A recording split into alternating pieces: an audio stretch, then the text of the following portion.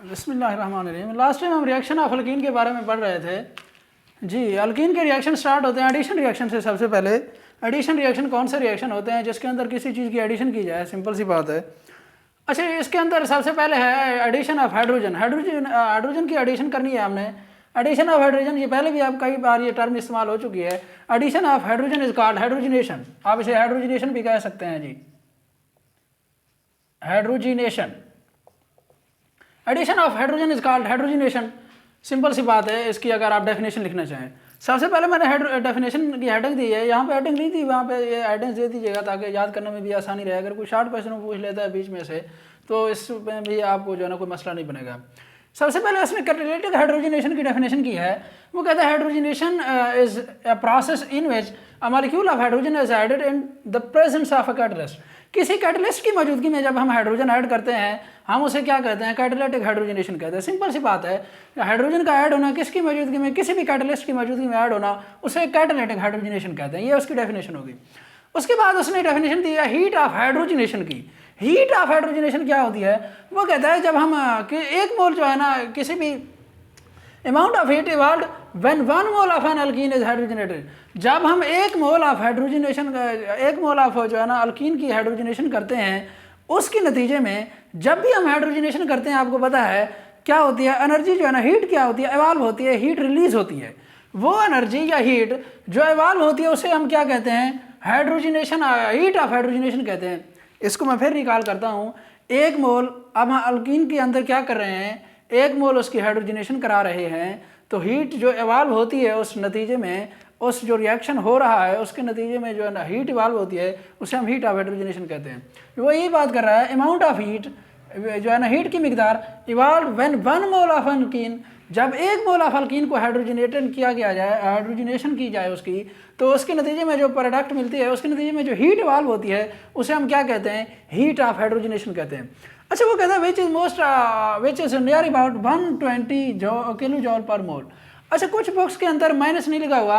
अगर माइनस लगा हुआ है तो इसका मतलब यह है, माइनस का मतलब यही होता है कि हीट इवॉल्व हो रही है, हीट रिलीज हो रही है, हीट खारिज हो रही है। कुछ बुक्स के अंदर, पुरानी बुक्स के अंदर ये माइनस का साइन नहीं है, फिर भी वो अगर MCQ में पूछ लेता है ये माइनस का साइन होना चाहिए। माइनस 120 किलो जॉल पर मोल का मतलब यही है कि हीट इवॉल्व हो रही है, हीट खारिज हो रही है।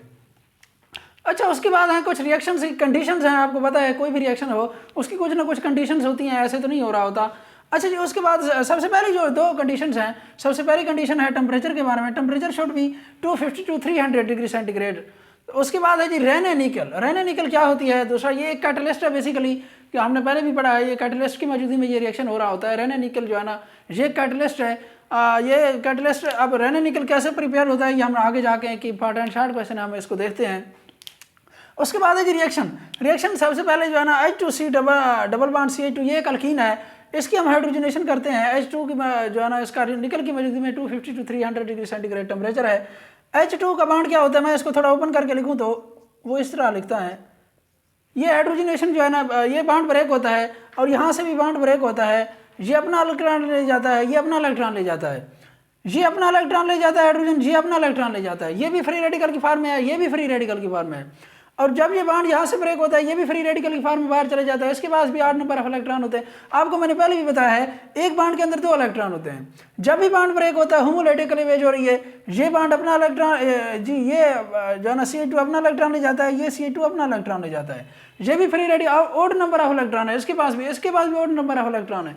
ये अपना इलेक्ट्रॉन ले गया, वो अपना इलेक्ट्रॉन ले गया। इसी तरह हाइड्रोजन के अंदर भी, H2 के अंदर भी होमोलैटिक क्लीवेज हो रही है। ये अपना इलेक्ट्रॉन ले जाता है, ये अपना इलेक्ट्रॉन ले जाता है। तो एक हाइड्रोजन इसके साथ जाके अटैच हो जाता है और दूसरा हाइड्रोजन इसके साथ बॉन्ड बना लेता है। 2 इलेक्ट्रॉन, इसके पास 1 इलेक्ट्रॉन होता है, 1 इलेक्ट्रॉन फ्री रेडिकल के पास होता है। 2 इलेक्ट्रॉन मिलकर एक बॉन्ड बना लेते हैं।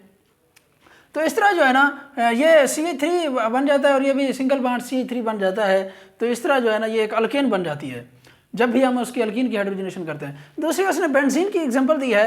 ये एक बेंजीन है। बेंजीन का रिंग आपको पता है, ये इसके अंदर 3 क्या होते हैं? सिंगल बॉन्ड होते हैं। 3 क्या होते हैं? डबल बॉन्ड होते हैं।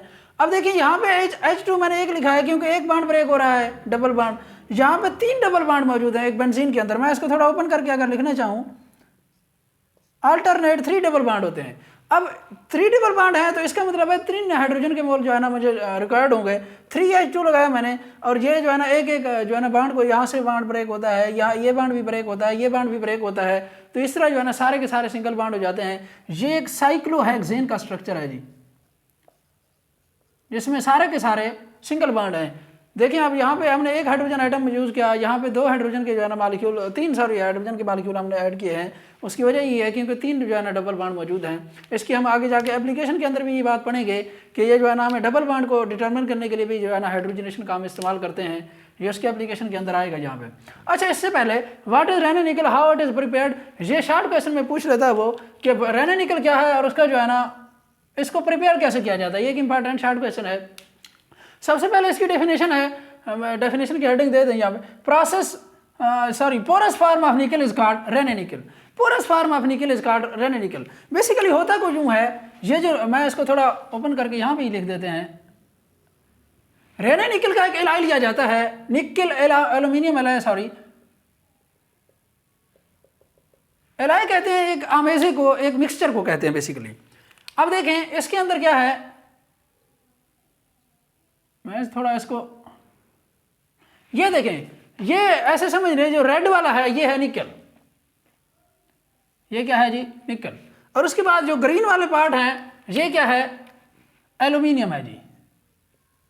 जो ग्रीन पार्ट है ये एल्यूमिनियम है। ये इसका क्या है एलाई है, एक मिक्सचर है मैंने बनाया है। निकल एल्यूमिनियम एलाई का जो है क्या बनाया जाता है, सबसे पहले मिक्सचर बनाया जाता है।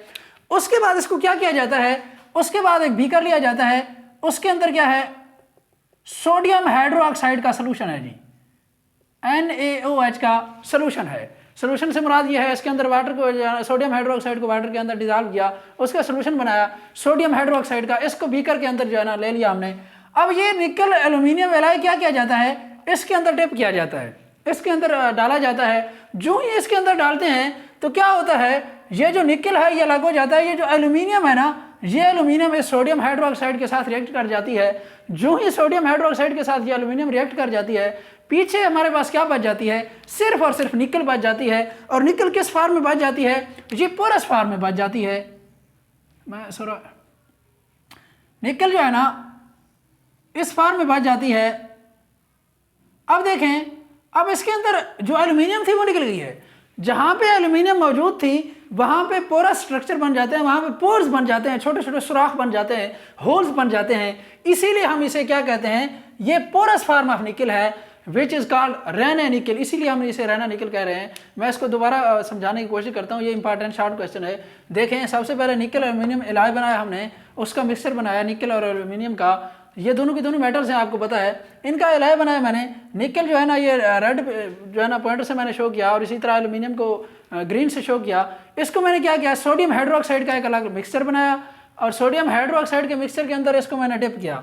जो ही डिप किया, ये जो एल्यूमिनियम है ये सोडियम हाइड्रोक्साइड के साथ रिएक्ट कर जाती है, और पीछे क्या बच जाती है, सिर्फ और सिर्फ निकल बच जाती है। और निकल किस फॉर्म में बच जाती है, वो पोरस फॉर्म में बच जाती है। क्योंकि ये जो एल्यूमिनियम है, जो ही ये निकलती है इसके अंदर जो है ना, ये जिस जगह से ये निकलती जाती है उस जगह से क्या होता है, उस जगह पे छोटे छोटे पोर्स बनना शुरू हो जाते हैं। ये देखें आप, खाली स्पेसेज आपको नजर आ रही हैं, ये बेसिकली पोर्स हैं। इसी पोरस फॉर्म ऑफ निकल को क्या कह रहे हैं हम, रेना निकल कह रहे हैं। मुझे उम्मीद है आपको समझ आ गई। उसके बाद है जी, ये कैसे प्रिपेयर किया जाता है, प्रिपेयर्ड बाय ट्रीटिंग निकल aluminium ally with caustic soda या सोडियम हाइड्रोक्साइड जिसे आप कहते हैं। ये वही चीज़ है मैंने जैसे आपको यहाँ पे डिटेल के साथ बताया है। अच्छा, रिएक्शन कुछ इस तरह का होता है, निकल एल्यूमिनियम एलाई है इसका, ये उसका सोडियम हाइड्रोक्साइड का सोल्यूशन है बेसिकली। जब भी हम इसका रिएक्शन कराते हैं, निकल मैंने कहा अलग बच जाती है, पोरस निकल है, ये रेना निकल है अब इस वक्त, और इसका जो है ना सोडियम हाइड्रोक्साइड NaLO2 बना देती है और हाइड्रोजन गैस रिमूव हो जाती है। उसके बाद ये इसकी एडिशन ऑफ हाइड्रोजन या हाइड्रोजनेशन की एप्लीकेशंस हैं।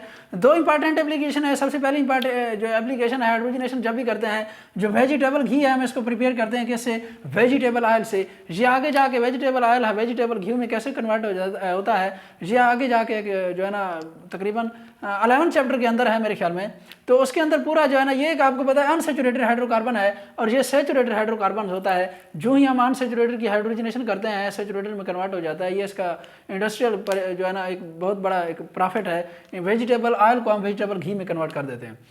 अच्छा, उसके बाद दूसरा इसका मैंने यही यहाँ पे बताया है। यहाँ पे आप देखें एक हाइड्रोजन का जो है ना मॉलिक्यूल मोल रहे हैं, सॉरी हाइड्रोजन का मॉलिक्यूल ले रहे हैं, यहाँ पे 3 ले रहे हैं। अब यहाँ पे क्यों एक लिया, उसकी वजह ये है कि क्योंकि हाँ यहाँ पे सिर्फ और सिर्फ एक डबल बॉन्ड था, यहाँ पे 3 क्यों लिए, क्योंकि 3 डबल बॉन्ड थे। यही बात मैंने लिखी है, it is used for quantitative analysis of double bond.